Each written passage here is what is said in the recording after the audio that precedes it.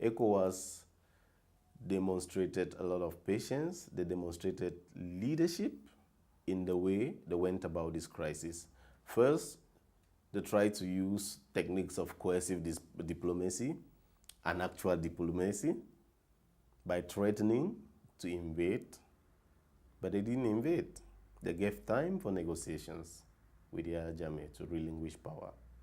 Yahya Jammeh was recalcitrant, but they didn't give up, and they were not overtaken by the clamor from most people in the region for them to invade immediately. They let dialogue prevail. And by letting dialogue prevail, I think they gave primacy to the lives of ordinary Gambians. It would have been a shame if a single Gambian had to die because Yahya Jammeh refused to relinquish power. And I think ECOWAS understood that very well. And they were trying as much as possible to make sure that they spare the lives of ordinary Gambians. And the deal that was reached in the end, I think it's a win-win for ECOWAS, it's a win-win for ordinary Gambian citizens. More so, it is a win-win for the region, because I think this region could not afford again to have another country destabilized. Even more so because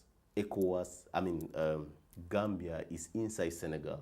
Anything happening in Gambia will affect Senegal equally. So I think the thinking of ECOWAS in this particular crisis was very, very lucid. And we need to see ECOWAS doing much more of this.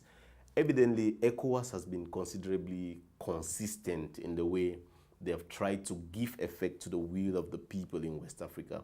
We saw them act in Burkina Faso when they had a crisis there. We saw them do the same thing in Mali, and earlier they did the same thing in Niger.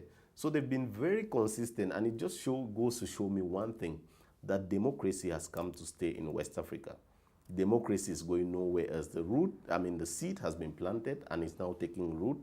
And it's for ordinary citizens to realize that they have a regional bloc that fully supports democratic rule. They have a regional bloc that fully supports democratic transitions. And we need to take this opportunity.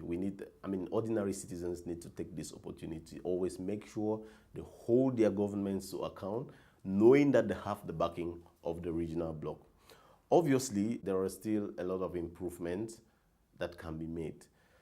I remember there was a protocol that was introduced. I don't know whether it's a protocol or a regulation, that was introduced sometime in 2015 to cap the term limits of heads of state. ECOWAS did not act on this, and of course Gambia was one big influence in that decision. I want to hope that at this point in time that same regulation will be tabled again, and this time around the heads of states of ECOWAS will adopt it to make sure that no leader in West Africa has the opportunity to stay more than 2 terms. Because if we had this kind of rules in force, we would not have to deal with the Yahya Jammeh situation in Gambia. We still have the potential of dealing with this kind of situation in Togo, where there are no term limits.